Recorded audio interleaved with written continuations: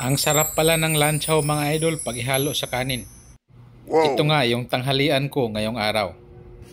At sa gabi naman mga idol, kumain ako ng balot na sobrang sarap at namimiss ko itong kainin mga idol. Ang galing! Kaya samahan nyo ako kung ano yung mga kinakain ko ngayong araw.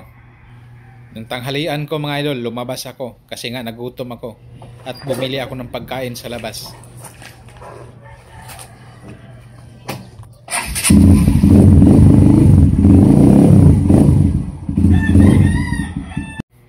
Pagdating ko sa labas mga idol, maraming pagkain na pwedeng pagpilian. May pansit, dinuguan, at syempre halang-halang mga idol. Pero nung tinanong ko, yung tindira, ano ito? Sabi niya, lanchaw nga. Kaya binili ko na mga idol, kasi nga namiss ko tong kainin.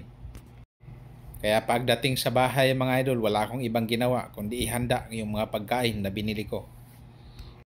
At yung ginawa ko mga idol, yung lanchaw, sabaw ng lanchaw, hinalo ko sa kanin. Medyo matagal-tagal na din na hindi ako nakapagkain ng ganitong pagkain. Lanchaw na ihalo ng kanin mga idol, sobrang sarap. Sa aming lugar mga idol, maraming ang nagbibinta dito ng lanchaw sa Cebu. At itong lanchaw mga idol, alam nyo ba? Isa tong ari ng baka mga idol. Yes mga idol, totoo yung narinig nyo. Ang lanchaw ay ari ng baka. At sobrang sarap nito kainin. Sobrang sarap nga mga idol kasi pati kanin at ulam naubos ko. At ngayon, proceed naman tayo sa hapunan mga idol.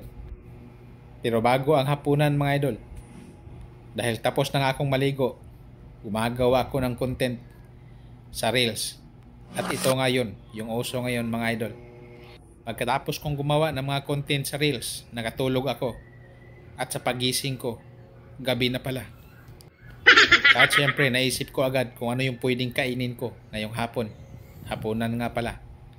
Kaya pag-isipan ko, ng kakainin ko ngayong araw ay balot. Dahil hindi na ako nakakaon ng balot. Mga ilang buwan na rin. Kaya lumabas ako at pumunta sa kanto mga idol at naghanap ng balot. At ito na nga mga idol, bumibili tayo ng 4 na balot. At ito yung kakainin natin ngayong gabi.